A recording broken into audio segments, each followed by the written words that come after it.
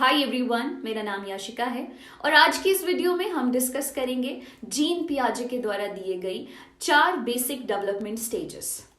ये stages exam के लिए भी इंपॉर्टेंट है, जो टीचर एलिजिबिलिटी टेस्ट देते हैं उनके लिए भी इंपॉर्टेंट है, जो बीएड कर रहे हैं उनके लिए भी इंपॉर्टेंट है और एक आम इंसान के लिए भी इंपॉर्टेंट है कि बच्चे की डेवलपमेंट कैसे होती है उसे समझने के लिए।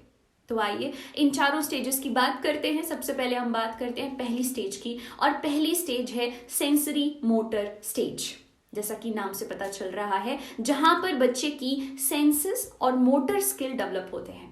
ये स्टेज 0 से 2 साल तक रहती है। बच्चे की सेंसेस जैसे कि देखना, सूंघना, टच करना, टेस्ट करना, ये सेंसेस डेवलप होती हैं 0 से 2 साल के बीच में।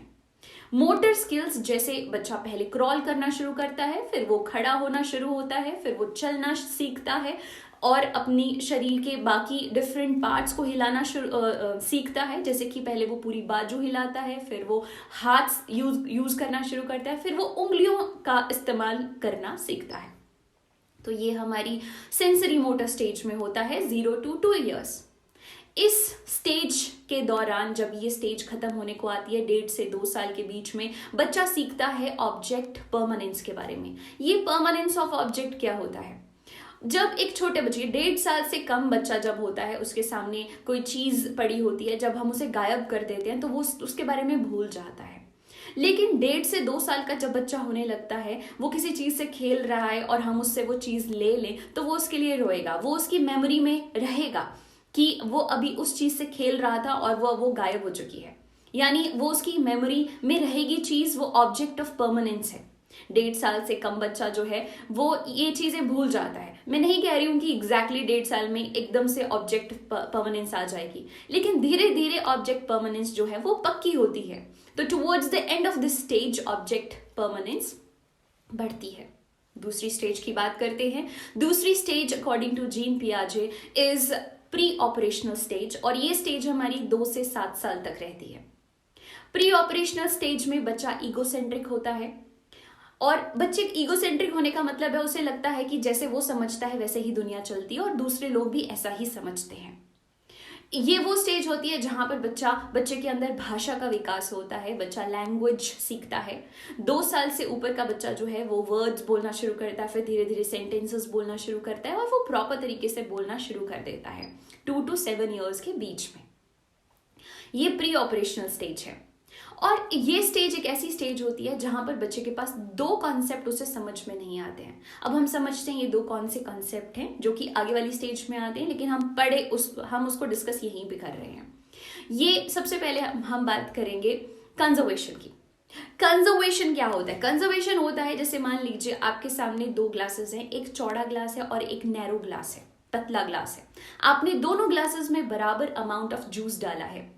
आप बच्चे को कहोगे ग्लास चूज करने के लिए तो वो लंबा ग्लास चूज करेगा, क्योंकि उसे लगेगा कि शायद जो नैरो ग्लास है जिसमें ज्यादा ऊपर तक भरा हुआ वो दिख रहा है, उसमें शायद ज्यादा जूस आपने डाला है। ये है कंजर्वेशन। तो यहां बच्चे को इस स्टेज में बच्चे के दिमाग में ये कंजर्वेशन का कॉन्सेप्ट समझ में नहीं आता। वो एक साथ में 2 चीजों के ऊपर फोकस नहीं कर पाता। वो सिर्फ ये देखता है कि ग्लास बड़ा है और उसे लग रहा है कि वो ज्यादा भरा हुआ है। वो ये नहीं देख रहा कि ये ग्लास नैरो है और दूसरा ग्लास चौड़ा है। ऐसे ही एक और सिद्धांत यहां पर आता है और वो है सेंटरेशन। सेंटरेशन क्या होता है समझते हैं।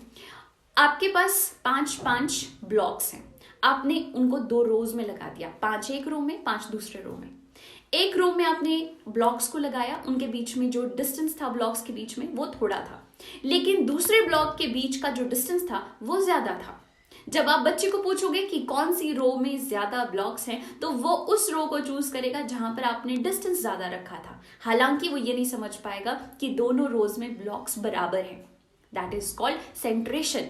यहां पर भी बच्चा एक ही चीज के ऊपर फोकस कर पा रहा है और वो एक चीज है यहां पर लेंथ ऑफ द लाइन। वो नंबर ऑफ ब्लॉक्स को नहीं समझ पा रहा है। ये सेंट्रेशन है।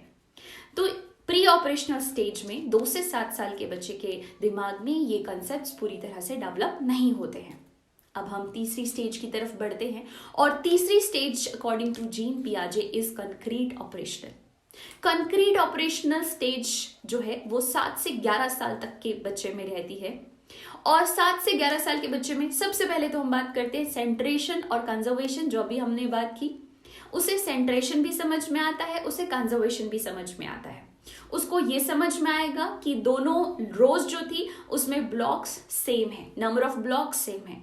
उसे ये भी समझ में आएगा कि ग्लास, चौड़े ग्लास में और पतले ग्लास में दोनों में सेम अमाउंट ऑफ जूस आपने फिल किया हुआ है।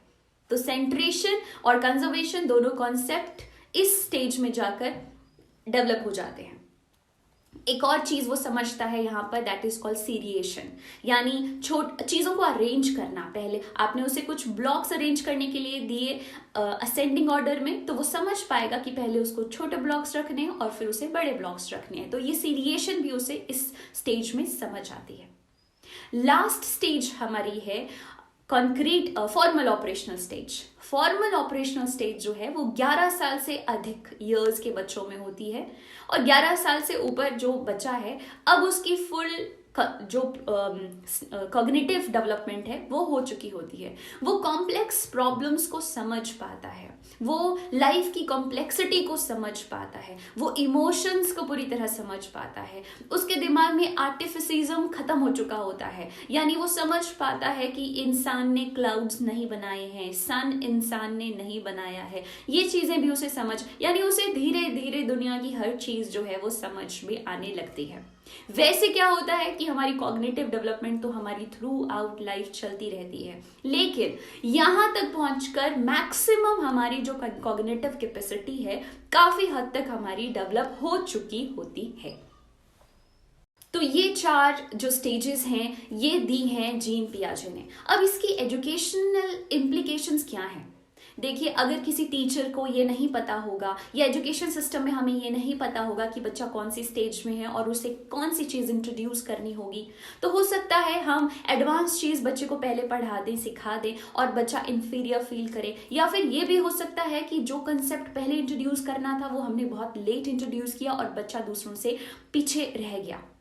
तो हमें पता होता है कि हमने कौन से समय पर बच्चों को किस लेवल से चीज़ें इंट्रोड्यूस करनी है, किस लेवल से चीज़ें पढ़ानी है और वो कितना समझ पाएंगे।